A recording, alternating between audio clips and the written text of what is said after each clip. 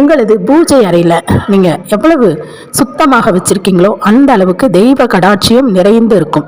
பூஜை அறையில் முக்கியமான இந்த தெய்வீக பொருட்கள் இருக்கணும். நிறைய பொருட்கள் நீங்கள் வச்சுருந்தாலும் இந்த விரலி மஞ்சள் அப்படிங்கிற விஷயம், வியாழக்கிழமை விரலி மஞ்சள் வாங்கிக்கோங்க. அதை ஒரு பவுலில் போட்டு உங்களுடைய பூஜை அறையில் வைங்க.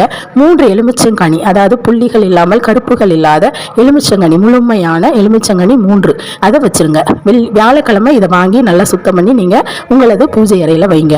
மறு வியாழக்கிழமை நீங்கள் அதை எடுத்து உங்களுடைய சமையலுக்கு பயன்படுத்திக்கலாம். பயன்படுத்திட்டு வேறு வாங்கி வச்சுக்கோங்க.